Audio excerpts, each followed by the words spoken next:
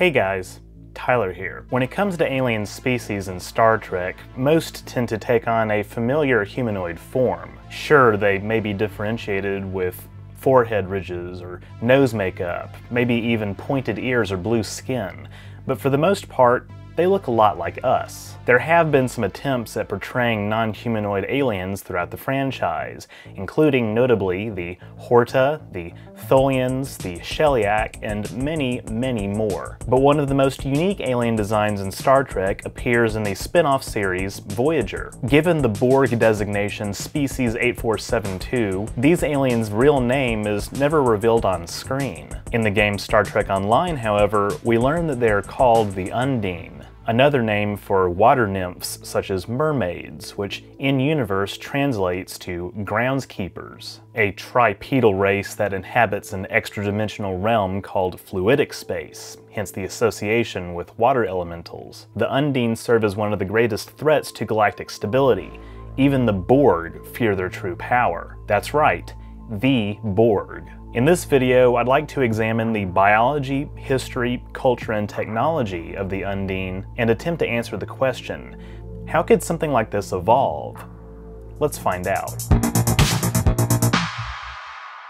First things first, I just want to clarify, for the sake of brevity, I will be using Species 8472 and Undine interchangeably throughout this video. With that out of the way, let's establish what sets the species apart in terms of their physiology. And believe me, there's a lot. Undines stand about 3 meters tall, making them one of the tallest intelligent species the Federation has encountered. As I mentioned earlier, they have 3 tripod-oriented legs, which arguably makes their locomotion more stable than us lowly bipeds, who often lose our balance. Their pupils are also cruciform, which could help them filter incoming light more efficiently, much like Earth animals whose pupils contract horizontally. They do not appear to require oxygen or any atmosphere to survive, and they can walk without the aid of gravity, able to cling onto surfaces. Undine also do not have discernible mouths, ears, or nostrils. In their native form, they are only known to communicate telepathically, though they can produce some rudimentary shrieks, hisses, and growls. They can initiate mental contact with other telepathic species, though the recipients can find such experiences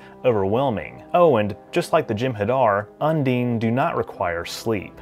As far as their internal chemistry, each of their cells contains over 100 times the DNA of a human cell. Their DNA has a triple helix structure, get it? Because it's 3 instead of 2. That, as of 2374, is the most densely coated of any life form known to Federation science. The species may also have as many as 5 sexes. Undine also possess an incredibly powerful immune system, capable of immediately destroying almost any foreign agent, thus rendering them immune, for example, to Borg assimilation. Their bodies generate a bioelectric field that can penetrate force fields and withstand otherwise lethal quantities of weapons fire. Starting to sound a little OP, they are also capable of regenerating themselves from the brink of death.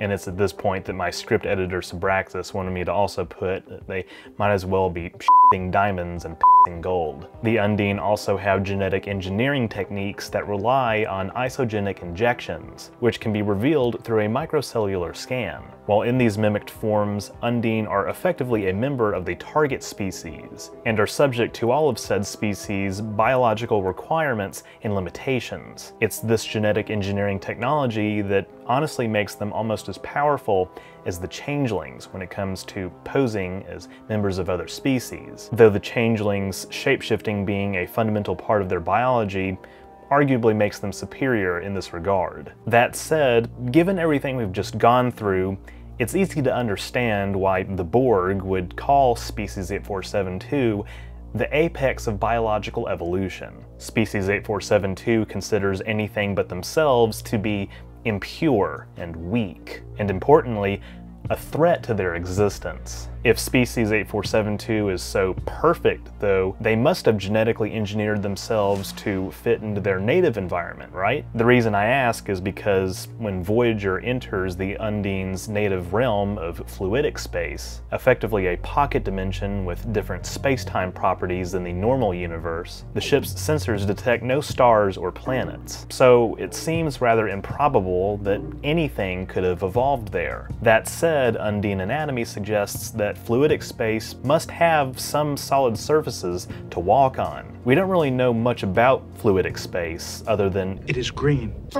It's filled with a strange organic fluid, biomatter, and that it's accessible through interdimensional rifts caused by quantum singularities. Star Trek Online also shows clusters of giant coral-like organic structures in fluidic space, and it's hypothesized that it's impossible to create a warp bubble in fluidic space. Two members of my audience who've asked me to make a video about fluidic space, well, again, there's just not that much to go on. Or is there? I do think it's interesting that the Undine originate from a space-time realm that has subtly different physical laws, and is more sparsely populated when it comes to familiar celestial bodies. Indeed, regarding the history of our universe, many elements considered essential for life, including carbon and oxygen, were only produced in abundant amounts after an old generation of stars went supernova billions of years ago. Newer metal-rich stars, called population 1 stars, are commonly found in the spiral arms of the Milky Way and similarly structured spiral galaxies. The Sun is one such example of a population 1 star, and it, like many others in its age range of about 5 billion years, was formed from the gas cloud remnants of ancient supernovae that released elements heavier than hydrogen and helium. Data from the Kepler Space Telescope has helped us figure out that while metal-rich stars may be more conducive to hosting gas giants, more metal-poor stars can still have rocky planetary systems as well. By the way, in astronomy, the word metal is used for any element heavier than helium. Anyway, population 2 stars, more common in the bulge near the center of spiral galaxies, have more elements like oxygen and neon relative to iron, which is more common in population 1 stars. Population 2 may have been formed from the remnants of type 2 supernovae, which result from the collapse of stars between 8 and 40 times the mass of our Sun, characterized by a higher ratio of hydrogen in their spectra. Type 1a supernovae, which are a key part of the process of metal enrichment, probably came at a later stage in the universe's development. These supernovae generally involve binary systems consisting of at least one white dwarf, and it's one of these supernovae that likely released ejecta that eventually made it into what would later become our solar system. And population 3 stars are a hypothetical population of stars that may have existed in the very, very early universe. Their existence is inferred from physical cosmology, but they have not been directly observed. It's admittedly a stretch, but if fluidic space is indeed a parallel universe that's younger than our universe, or is perhaps smaller and has a different distribution of matter, that could explain its weird properties, such as low star formation. We're never given any indication that time itself runs differently in fluidic space, but the Undine, being among the only known native species to fluidic space, suggests this realm may have begun at a different date than our Big Bang nearly 14 billion years ago. We do know that very early in our universe's existence, millions of years after the matter produced by the Big Bang started to cool down, the universe's ambient temperature was much higher than it is now, about room temperature, versus the near absolute zero of today. Thus, liquid water may have been rather abundant, and life may have evolved on plentiful rocky worlds, or possibly out in the cosmos itself. This is, of course, entirely hypothetical, speculative, and something for which we have no evidence, since life as we know it needs specific chemicals and conditions to evolve. Given the Undine's radically alternative biochemistry, they would certainly certainly have to have evolved in an environment completely unlike anything we've ever considered possible. And to answer the question of whether they genetically engineered themselves to be better suited for fluidic space, well, we really have no way of proving or disproving that. But we are told several times throughout Voyager that the Undine are in fact native to fluidic space. Given that they are likely the only sapient beings to have evolved in this realm, for the Undine, the concept of other intelligent species was completely alien to them for a long time. This resulted in them being hostile, intolerant, paranoid during their encounters with species from our universe. Despite their extremely xenophobic outlook, some Undine later happened to gain a better appreciation for the experiences and worldviews of humanoid species as a byproduct of assuming their form. This change of heart semi-accidentally occurs after an Undine attempt to gather intel on Starfleet's military capabilities and plans by training themselves for an elaborate invasion of the UFP within one of their Terrasphere facilities, containing high-fidelity holographic recreations of Starfleet Academy and Starfleet headquarters. Select Undine genetically alter themselves to resemble various Alpha Quadrant species as part of this reconnaissance mission. One such agent, who adopts the identity Valerie Archer, expresses fondness for various works of Federation art, literature, and music. It's this very ability to connect emotionally with the experiences of other cultures that eventually allows Voyager to broker a ceasefire with the Undine, who had initially believed, mistakenly, that a Federation attack was imminent. The two parties even exchanged technology. That said, while some Undine do find elements of adopting the humanoid form pleasant, others find it extremely uncomfortable.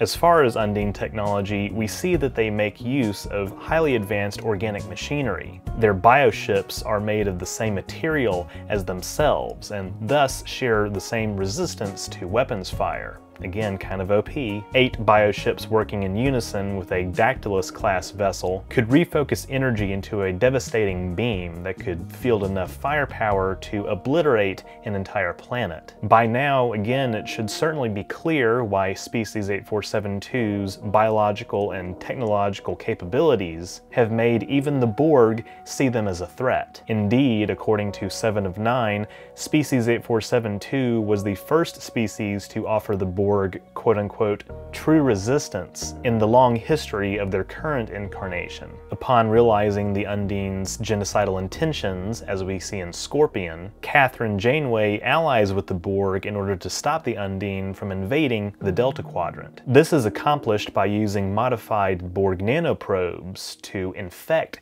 the Undine and their bioships, these nanoprobes being their only apparent weakness. Ultimately, however, it's these very modified nanoprobes that are one of the technologies that Voyager trades with the Undine after the ceasefire, in exchange for Undine's secrets, as seen in the episode In the Flesh. It's easy to see why Species 8472 is a fan favorite. They're incredibly unique in their design, and they're an early Star Trek villain portrayed using CGI. That right there is quite revolutionary, given that Voyager was produced in the 90s, when the technology was still relatively youngish. Species 8472 was even featured on the cover of the 4th issue of Lightwave magazine, named after the animation software used to bring them to life. It's also no surprise that the Undine have been featured in numerous apocrypha, playing a prominent role, for example, in Star Trek Online, a tripedal non-humanoid species from another dimension that has reached the so-called apex of biological evolution and mastered genetic engineering technology, is certainly one of the most compelling aliens in Star Trek. Thank you all so much for watching. If you enjoyed this, be sure to leave a thumbs up down below and don't forget to share it. That stuff really helps me out. If you haven't subscribed yet, be sure to do that as well so you won't miss future uploads, and click the bell icon to receive all notifications. If you want to support my work even further, becoming a patron or a member is a great way to do so. Links to those, as well as my social media and merch store, are in the description. And big thanks to Hero in Hong Kong for becoming my new top patron by joining the $50 tier. Great to have you on board. That's all I have for this week. Live long and prosper.